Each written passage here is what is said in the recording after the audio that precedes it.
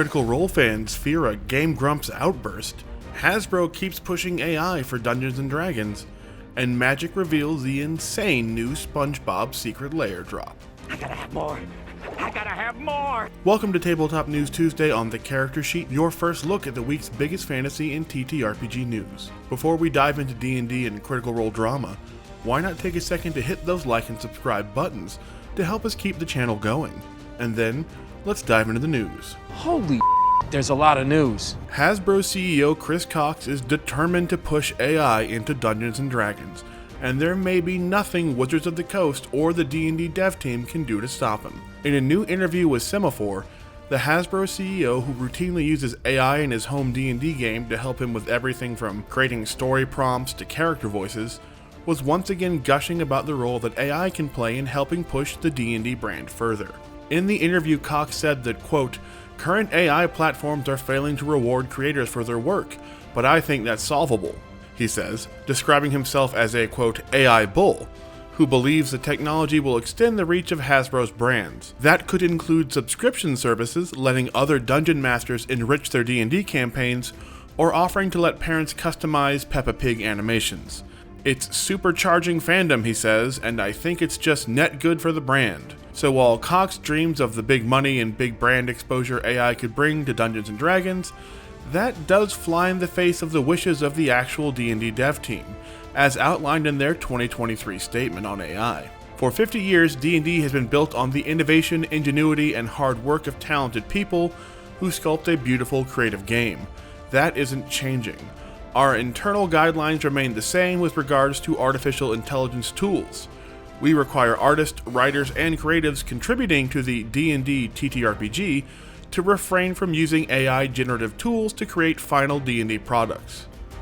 We work with some of the most talented artists and creatives in the world, and we believe those people are what makes D&D great. But given how insistent Chris Cox is on pushing AI into Dungeons & Dragons in the very near future, the teams at D&D and Wizards of the Coast may have to go back on their word, sooner rather than later. Oh, get out there and make me some goddamn money! Friend of Matt Mercer and maker of terrible cookies, Arin Hanson, aka Egoraptor, aka one half of the Game Grumps, is joining Critical Role for their Suikoden-themed one-shot tonight.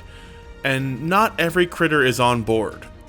While reaction has generally been positive, more than a few critters have pointed out that Arin has a bad habit of melting down on camera after failing basic video game-based tasks, normally because he's completely skipped over a tutorial or basic set of instructions. But even more than that, Arin has also had a few controversies around using some slurs in YouTube and other videos from around a decade ago. The Final Fantasy sketch that Egoraptor animated back in the Newground days in particular is basically unwatchable now for the sheer amount of N-words used in it. While some newer fans only know of Arin from Matt's occasional visits to the Game Grump channel, or when Arin and Matt show up on the same episodes of Magic the Gathering based content like Commander at Home, he does bring a lot of, admittedly very old, baggage to the table as well. It's worth pointing out that he has not been involved in that level of a scandal or used a slur in that way for close to a decade at this point, and certainly not in the time he's become friends with Matt Mercer and some of the rest of the Critical Role crew,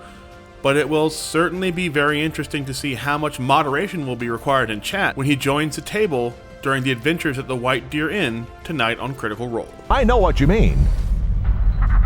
What exactly do you mean? Steamforge is dropping another new set of their epic encounters, this time with 2 new sets themed around the Dark Durgar dwarves and their attempts to summon and bind a massive demon to their king. These 2 sets can be used as separate one-shots or add-ons to existing campaigns, or can actually be paired together for one longer, more cohesive narrative, as your party is forced to combat the Durgar as they summon a demon prince to aid their cause. The Bridge of the Durgar Cult box features 17 highly detailed minis of the Dark Dwarves and their large, ogre-like henchmen, whereas the Circle of the Demon Prince box features a single, massive Demon Prince model with tons of detail erupting out of a textured base insert.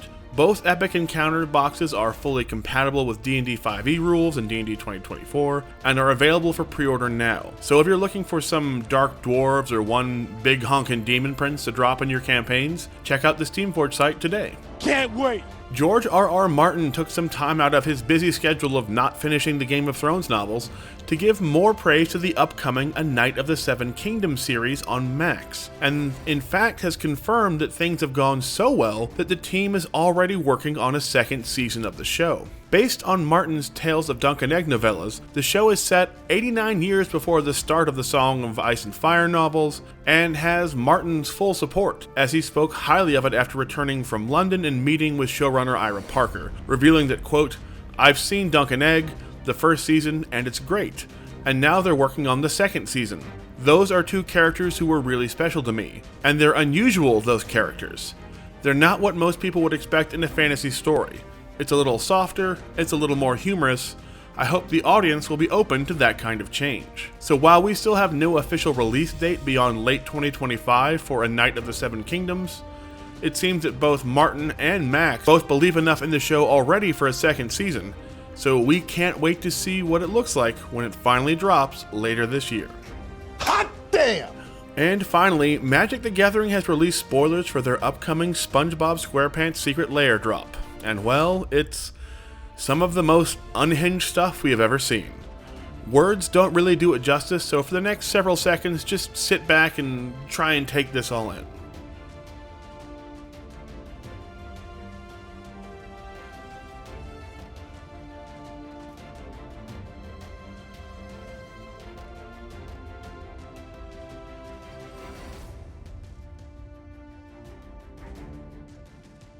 Well, if that insanity has piqued your interest, you won't have to wait long to get your hands on it, as the new SpongeBob SquarePants Secret Lair drop will be coming to Magic the Gathering on March 25th. And that's all we have this week on Tabletop News Tuesday. Let us know what your favorite story was down in the comments, and don't forget to hit those like and subscribe buttons.